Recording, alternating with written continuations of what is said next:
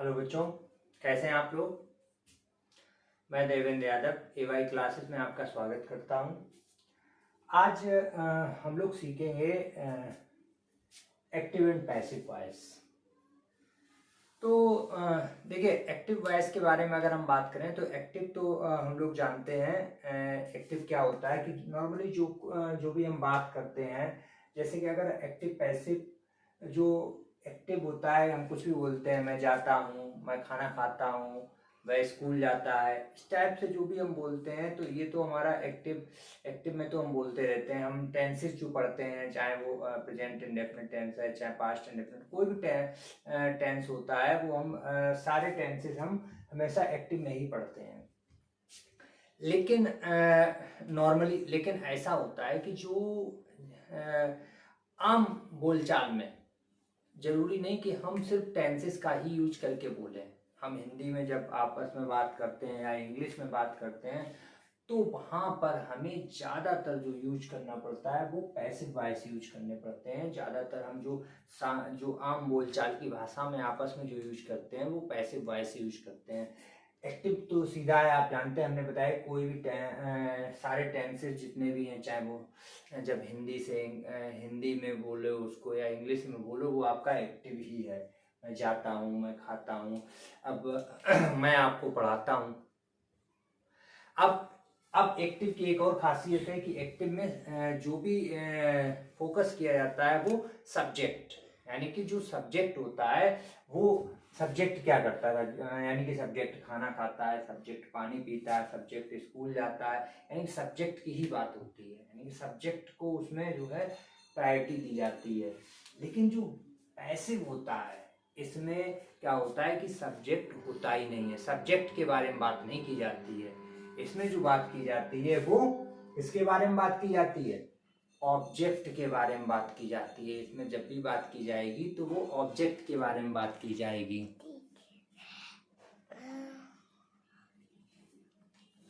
तो इसमें ऑब्जेक्ट के बारे में बात की जाती है। जैसे कि जब भी वैसे नॉर्मली हमने बोला मैं खाना खाता हूँ या मैं खाना खा रहा हूँ, और यहीं पर अगर बोला जाए कि खाना खाया जा रहा है, तो देखिए खाना खाता हूँ, मैं खाना खाता हूँ, तो मैं खाना खाता हूँ, लेकिन खाना खाया जा रहा है। अब यहाँ पर ये नहीं बताया कि कौन खा रहा है, खाया जा रहा है, इसमें सब्जेक्ट है ही नहीं, यानी ऑब्जेक्ट के बारे में बात हो रही है लेकिन सब्जेक्ट के बारे में बात नहीं हो रही है। तो नॉर्मली क्या होता है कि हिंदी में हम कैसे पहचाने, पहले तो हिंदी में, इंग्लिश में जैसे कि मैं खाना खाता हूँ, खाना खा रहा हूँ, ये मान लीजिए लिख दिया, मैं खाना खा रहा हूँ, और यहीं लिखा खाना खाया जा रहा है। इन दोनों में अंतर क्या है, देखिए इसमें सब्जेक्ट को प्रायोरिटी, सब्जेक्ट है इसमें, लेकिन इसमें ऑब्जेक्ट के बारे में बात हो रही है। अब ऑब्जेक्ट के बारे में जब बात हो रही है यहाँ पर, तब देखिएगा इसमें एक चीज और है कि देखिए जाना, आपको ये इसमें एक इम्पॉर्टेंट चीज बता दें कि जो हिंदी में जो भी पैसिव वॉइस में जो हिंदी में अगर जो सेंटेंस आते हैं उनमें जाना या गया व्यर्थ में लगा होता है। कैसा लगा होता है? व्यर्थ में, फालतू में लगा होगा, उसका कोई अर्थ नहीं होगा। जैसे यहाँ पर खाना खाया जा रहा है, तो जाना का मतलब यहाँ पे कुछ है, जाना तो व्यर्थ में ही लगा। तो यहाँ पर जिन सेंटेंसेस में हिंदी में जाना या गया फालतू में लगा हो, जिसका कोई अर्थ ना हो, वो सेंटेंसेस क्या होते हैं? पैसिव होते हैं। और जब इनकी इंग्लिश में बात आती है तो आपने देखा होगा जो एक्टिव होता है, जो हमारा एक्टिव होता है, कि जो एक्टिव है हमारा, उसमें क्या होता है? सब्जेक्ट होता है, वर्ब होती है और ऑब्जेक्ट होता है, ये कंडीशन होती है हमारी, ठीक है। लेकिन जो पैसिव हमारा होता है, पैसिव यानी कि एक्टिव, पैसिव जो हमारा होता है वो किससे शुरू करता है? ऑब्जेक्ट। क्या होता है?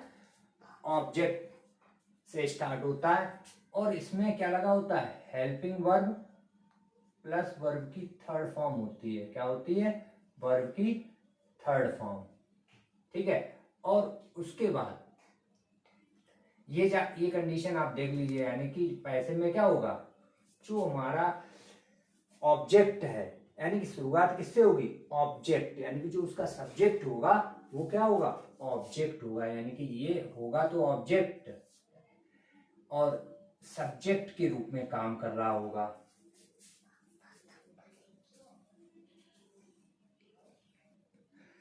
तो यानी कि ये होगा तो ऑब्जेक्ट, लेकिन काम किसका कर रहा होगा, सब्जेक्ट के रूप में काम कर रहा होगा। और उसके बाद जो हेल्पिंग जो वर्ब होगी वो इस तरह से यूज की जाएगी यहाँ पर, हेल्पिंग वर्ब, और हमेशा वर्ब की थर्ड फॉर्म आएगी।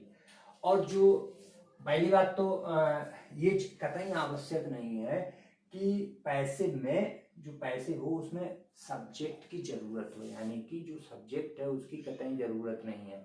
मतलब है कि जो सब्जेक्ट है कर्म, वो सॉरी जिसको हम लोग कर्ता बोलते हैं, कर्ता जरूरी नहीं कि कर्ता उसमें आए।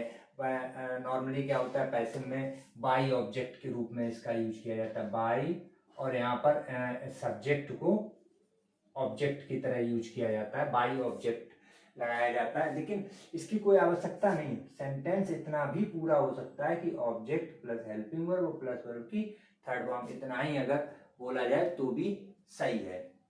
जैसे हम यहाँ पर एक सेंटेंस अगर हिंदी में लिखें कि उसने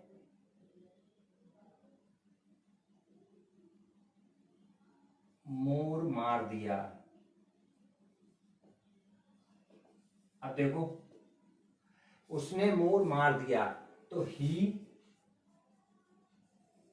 किल्ड द पीकॉक, यही होगा, ही किल्ड द पीकॉक। लेकिन यहीं पर इसको जब हम पैसे बनाएंगे तो पैसे में क्या होगा, मोर मारा गया, मोर मारा गया। अगर आगे बोलना है तो ये बोल सकते हैं उसके द्वारा मोर मारा गया, उसके द्वारा मोर मारा गया। तो यहां पर क्या कहेंगे, द पीकॉक वॉज किल्ड। और अब ये कहते हैं, अब देखो इतने से ही क्लियर हो गया, द पीकॉक वॉज किल्ड, मोर मारा गया। अब यहां पर आगे लिख सकते हैं किसके द्वारा, उसके द्वारा, बाई हिम। तो यहां पर हमने लिख दिया the peacock was killed by him. तो वही है कि यहां पर हेल्पिंग वर्ब प्लस वर्ब की थर्ड फॉर्म, जब हम इंग्लिश में अगर हिंदी में पहचानने का क्या तरीका है, उसमें गया फालतू में लगा होगा, गया है, जाना है, फालतू में। लेकिन इंग्लिश में पहचानने का इसका तरीका होता है कि हेल्पिंग वर्ब के साथ में वर्ब की थर्ड फॉर्म लगी होगी। अब आप कहेंगे हेल्पिंग वर्ब, लेकिन ये ध्यान रखिए हेल्पिंग वर्ब ऐसे नहीं किसी भी हेल्पिंग वर्ब के, ध्यान रखिए कि ऐसी हेल्पिंग वर्ब के साथ में थर्ड फॉर्म लगी होगी जिसके साथ में थर्ड फॉर्म आती नहीं, या कह सकते हैं कि जिस जगह पर थर्ड फॉर्म आ ही नहीं सकती वहां पर भी थर्ड फॉर्म लगी तो वो 101% पैसिव है। जैसे देखो वॉज वर्ब के साथ क्या आता है, वॉज वर्ब के साथ आता है आईएनजी, वर्ब की फर्स्ट फॉर्म में आईएनजी लगता है, लेकिन यहाँ पे देखिए थर्ड फॉर्म लगी, तो इट मींस ये पैसिव है। तो ऐसे ही is, are, am, was, were, has been, have been, इनके साथ क्या आता है, हमेशा आईएनजी फॉर्म आती है। तो जहां पर आपका आईएनजी वो सॉरी थर्ड फॉर्म आ ही नहीं सकती और ऐसी जगह पे थर्ड फॉर्म लगी है, तो समझ लीजिए वो 101% क्या है, आपका पैसिव है।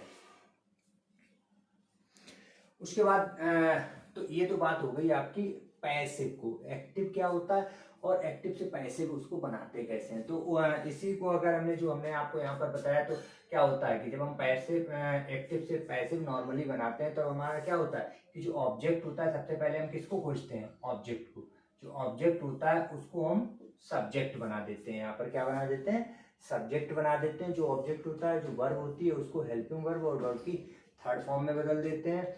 और जो हमारा सब्जेक्ट होता है वो बाई ऑब्जेक्ट के रूप में चला जाता है। क्या होता है, जो सब्जेक्ट होता है वो बाई ऑब्जेक्ट के रूप में चला जाता है। ये तो हो गया एक्टिव से पैसिव को बनाने का तरीका, ठीक है। अब आपको बता दें कि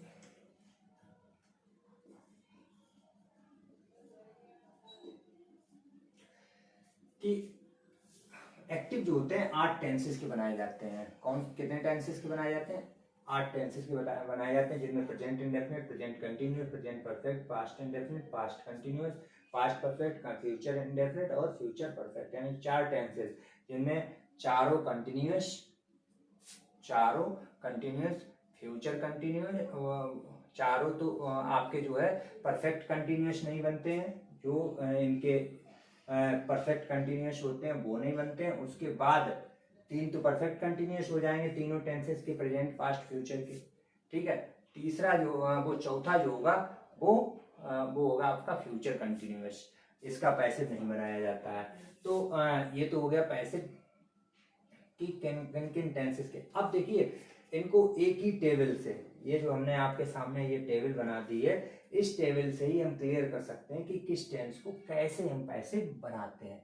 जैसे जो हमारा जो प्रेजेंट इंडेफिनिट टेंस होता है, उसका जो एक्टिव में कंडीशन होगी वो क्या होगी, वर्ब की फर्स्ट फॉर्म होगी या वर्ब की फर्स्ट फॉर्म में एस लगी होगी, ठीक है। यही कंडीशन होती है वर्ब की। वर्ब को ही चेंज किया जाता है, और तो ये तरीका है कि ऑब्जेक्ट है तो उसको सब्जेक्ट बना देना, सब्जेक्ट है भाई ऑब्जेक्ट बना देना।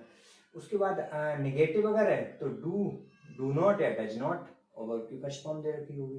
तो इसको जब हम पैसिव बनाएंगे तो देखिए पैसिव कैसे बनाएंगे कि ईच आर एम, यानी कि जैसा सब्जेक्ट टू, अगर सिंगुलर है तो ईच, प्लूरल है तो आर, तो ईच आर एम और वर्ब की थर्ड फॉर्म। अगर नेगेटिव सेंटेंस है तो is are am plus not और प्लस वर्ब की थर्ड फॉर्म लगा देंगे। ऐसे ही प्रेजेंट कंटिन्यूअस देखिए, ईच आर एम क्या कंडीशन होती है, present continuous is are am दिया जाता है और वर्ब की फर्स्ट फॉर्म में आईएनजी लगी होती है। इसका जब हम पैसिव बनाएंगे तो is are am plus being और वर्ब की third form.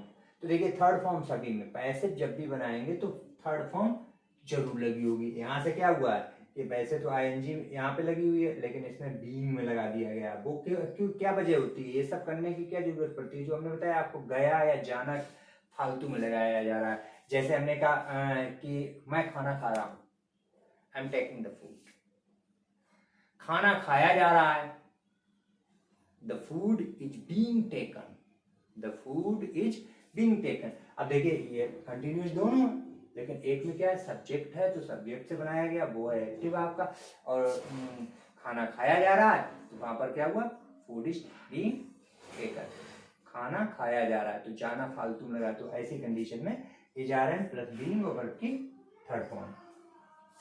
Present perfect tense अगर है तो हैज है प्लस वर्ब की थर्ड फॉर्म, हैज बीन और वर्ब की थर्ड फॉर्म आ जाएगी। पास्ट इंडेफिनिट है तो इसमें क्या आता है, वर्ब की सेकंड फॉर्म आती है, डिड नॉट और वर्ब की फर्स्ट फॉर्म लगी होती है, या तो नेगेटिव में तो इसको वॉज वर और वर्ब की थर्ड फॉर्म, या वॉज अगर नेगेटिव है तो was were not plus verb की थर्ड फॉर्म में चेंज कर देते हैं। पास्ट कंटिन्यूअस है तो इसमें वॉज वर वर्ब की फर्स्ट फॉर्म में I N G, was were plus being और वर्ब की देखिए बीइंग, आईएनजी वाला जो है सभी में बीइंग लग जाएगी। पास्ट परफेक्ट हैड आ गया, हैड के साथ थर्ड फॉर्म आती है तो हैड बीन हो जाएगा वर्ब की थर्ड फॉर्म। इस तरह से देखिए हैज बीन हो गया, वैसे ही हैड के साथ बीन हो गया। फ्यूचर इंडेफिनिट बिल और सेल दे रखा है तो बिल भी और सेल भी वर्ब की थर्ड फॉर्म हो जाएगी। उसके बाद फ्यूचर परफेक्ट अगर है तो बिल सेल हैव और वर्ब की third form will shall have been हो जाएगा, बिल हैव बीन या सेल हैव बीन हो जाएगा और वर्ब की थर्ड फॉर्म हो जाएगी। तो इसको आपको अच्छी तरह से तैयार करना है। ये टेबल जो है बस 8 टेंसेस को बता दिया है।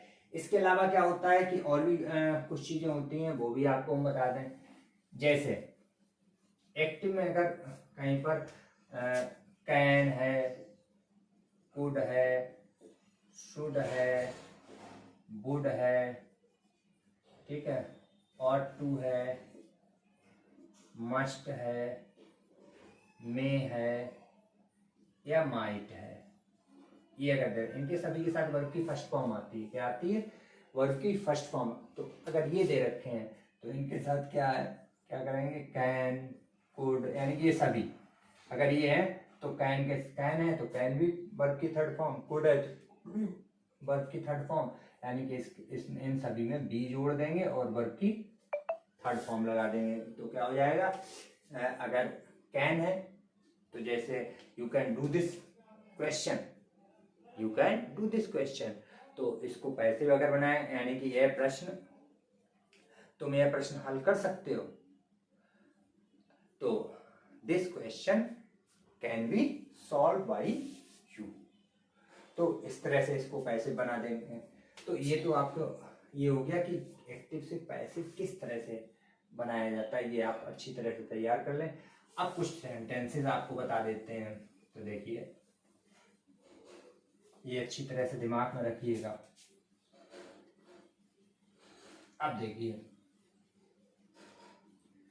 सबसे पहले स्टार्ट करेंगे एक सेंटेंस। अब आपको जरूरी नहीं कि आपको ये पता हो कि टेंसेस कौन सा टेंस है, तो ये टेबल अगर तैयार कर लेंगे तो टेंसेस की हमें कोई भी जरूरत नहीं है। वैसे तो टेंसेस तो जरूर आने चाहिए।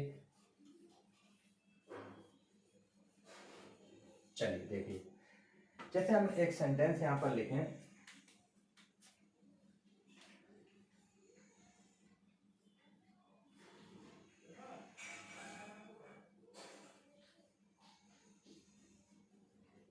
he writes a letter, ये लिखा हुआ है। तो ये एक्टिव है आपका। देखिए इसमें क्या दिया गया है, सब्जेक्ट दिया गया है, वर्ब दी गई है और ऑब्जेक्ट दिया गया है। तो क्या करना है हमें, ऑब्जेक्ट को हमें क्या बनाना है, सब्जेक्ट बनाना है। तो ऑब्जेक्ट इसमें क्या, अ लेटर, ठीक है। उसके बाद जो वर्ब है उसको हेल्पिंग वर्ब प्लस वर्ब की थर्ड फॉर्म में बदल देना है। अब हमें ये जानना है कि ये कौन सा टेंस है। तो देखिए वर्ब की फर्स्ट फॉर्म में एस या ईएस लगा, यानी प्रेजेंट इंडेफिनिट टेंस है। और प्रेजेंट इंडेफिनिट टेंस में क्या है, इज, आर, एम, और वर्ब की थर्ड फॉर्म लगाते हैं पैसिव बनाते समय। तो अ लेटर के लिए क्या लगाएंगे, इज, अ लेटर इज, और राइट की थर्ड फॉर्म क्या होती है, रिटन, और उसके बाद ही को बाई, ऑब्जेक्ट लगा देंगे। और ही का ऑब्जेक्ट क्या होता है, ऑब्जेक्ट फॉर्म क्या होती है इसकी, हिम। तो क्या हो गया, a letter is written by him. तो ये प्रेजेंट इंडेफिनिट, मान लो ऐसे ही इसका निगेटिव अगर होता, जैसे यहाँ पे लिखा है यू डू नॉट कॉल मी, ठीक है, यू डू नॉट कॉल मी। तो इसमें ऑब्जेक्ट क्या है, देखिए ऑब्जेक्ट हमेशा वर्ब के तुरंत बाद, जो वर्ब के सबसे नजदीक हो उसको ऑब्जेक्ट हमेशा मानिए। तो यू डू नॉट कॉल मी, तो मी को इधर लेके आएंगे तो क्या हो जाएगा, आई हो जाएगा। मी का सब्जेक्ट, मी को सब्जेक्ट बनाएंगे, आई हो जाएगा, आई।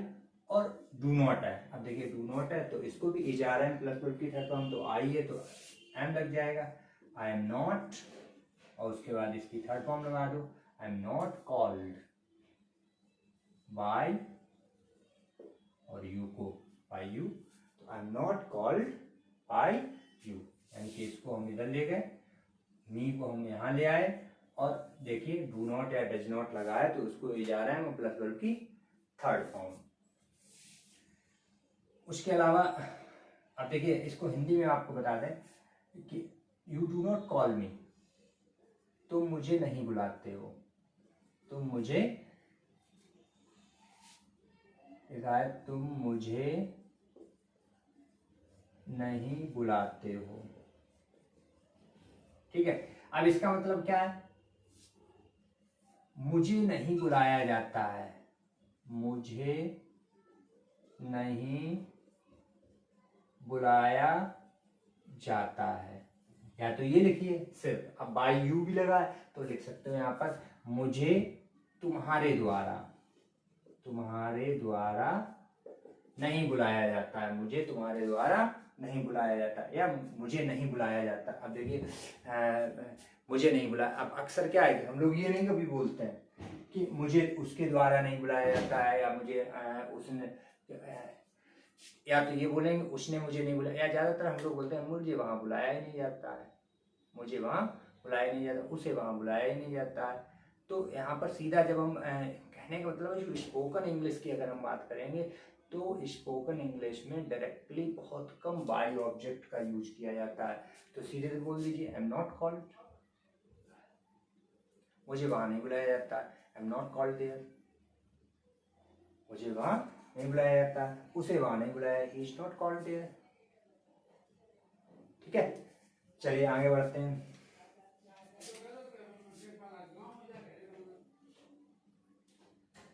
देखिए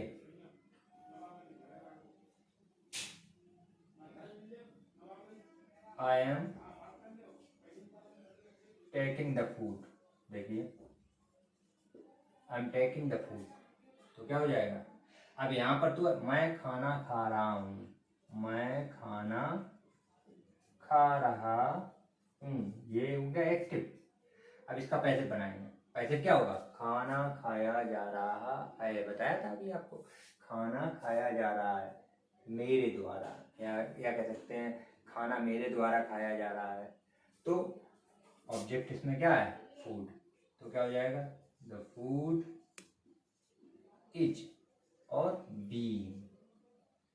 देखिए जब वर्ब की फर्स्ट फॉर्म में एनजी लगी हो तो वहां पर बीइंग का यूज करेंगे, तो क्या हो जाएगा, the food is being taken और बाय मी। इसका मतलब क्या है, खाना मेरे द्वारा खाया जा रहा है। देखिए जाना फालतू में लग गया यहाँ पर, ठीक है। तो ये हो गया पैसिव आपका, ठीक है।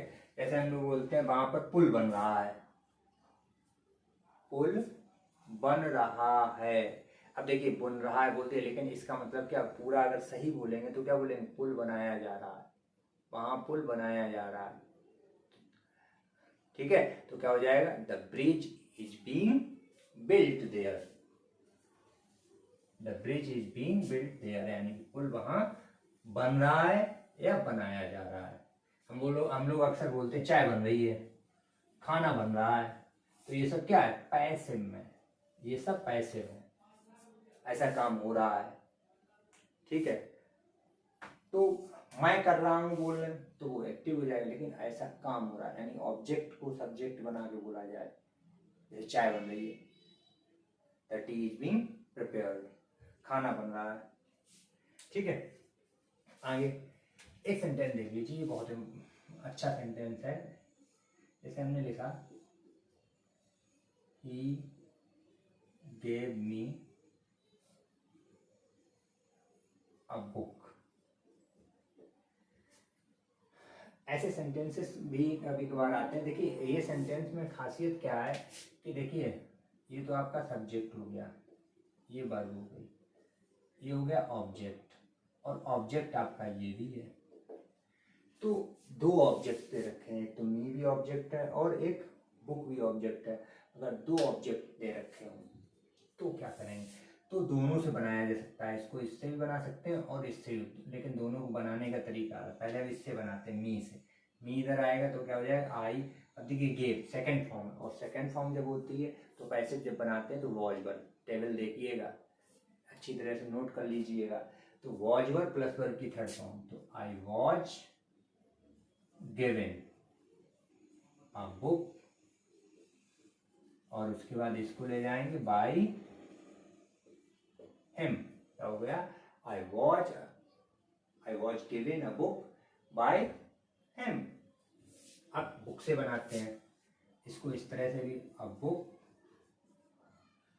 वही हेल्पिंग वर्ब वही आ जाएगी, वॉज वर्ब की थर्ड फॉर्म, तो अ बुक वॉज गिवन। अब यहाँ पर मी को लगाने के लिए, मी रह गया, मी को लगाने के लिए ऐसी कंडीशन में ये ध्यान रखना पड़ेगा, टू का यूज करना पड़ेगा यहाँ पर, a book was given to me, मुझे दी गई। देखिए एक किताब मुझे दी गई, किसके द्वारा, उसके द्वारा, बाय हिम। देखिए a book was given to me. अब देखिए या तो आप ये बोलिए मुझे किताब दी गई, I was given a book, ज्यादातर यही बोला जाता है, मुझे चाय दी गई, मुझे खाना दिया गया, ठीक है। और अगर आपको बोलना है कि खाना मुझे दिया गया, खाना मुझे दिया गया, तो ऐसे ही बोल सकते हैं, the food was given to me, a book was given to me, किताब मुझे दी गई, ठीक है। और अगर बोलना किसी के द्वारा तो वाई लगाइए, वरना इसकी कोई जरूरत नहीं, लेकिन ये तो सेंटेंस है, इसमें तो हमें लगाना ही पड़ेगा। तो क्या हो जाएगा, a book was given to me by him. जैसे you must look into the matter. अब देखिए ऐसे भी आ सकते हैं फ्रेजल वर्ब के रूप में। अगर इस तरह से वर्ब दे रखी है, उसके साथ में प्रीपोजिशन दे रखी है, कोई वर्ब अगर दे रखी है, जैसे लुक एट है, लुक इनटू है, कोई वर्ब है, उसके साथ में प्रीपोजिशन दे रखी है और प्रीपोजिशन बीच में होगी, तो कंडीशन क्या होगी, यहाँ पे वर्ब होगी, वर्ब के बाद प्रीपोजिशन होगी और प्रीपोजिशन के बाद ऑब्जेक्ट होगा। तो ऐसा नहीं है कि हम प्रीपोजिशन को ऑब्जेक्ट मान लें, ये हमारा ऑब्जेक्ट नहीं है। हमारा ऑब्जेक्ट क्या है, ये है, हम इसको लेकर आएंगे इधर। ऐसा नहीं कि हम इसको प्रीपोजिशन को भी साथ में उठा लाएं या प्रीपोजिशन ले आए, नहीं। प्रीपोजिशन इसका हिस्सा है, वर्ब का हिस्सा होती है, वर्ब से जुड़ी होती है। प्रीपोजिशन किसके बाद लगती है, वर्ब के बाद, वर्ब का से जुड़ती है। तो जब हम इसको लेके आएंगे तो क्या हो जाएगा, द मैटर, और उसके बाद मस्ट है, तो must, should, would, could, must, इनके साथ बी लगाया जाता है और उसके बाद थर्ड फॉर्म लुक्ड इनटू, और बाई अगर है तो बाई क्या है, यू। तो क्या हो जाएगा, the matter was must be looked into bye you. तो ये आपके सिंपल यानी कि जो नॉर्मल यूज था, यानी नॉर्मल जो पैसिव वॉइस यानी एक्टिव से पैसिव कैसे बनते हैं वो सभी आपको बता दिया है। जो नेक्स्ट वीडियो होगा वो आपका इंटेरोगेटिव, क्या होगा, passive voice, interrogative passive voice. उसके बाद आपका आगे इसमें और भी टॉपिक हैं, जैसे कि इम्परेटिव है, ठीक है, वो भी आपको इसके बाद अगला जो टॉपिक होगा वो हमारा इंटेरोगेटिव होगा। तो अभी तक आपने अगर मेरा चैनल सब्सक्राइब ना किया हो तो सब्सक्राइब जरूर कर दें।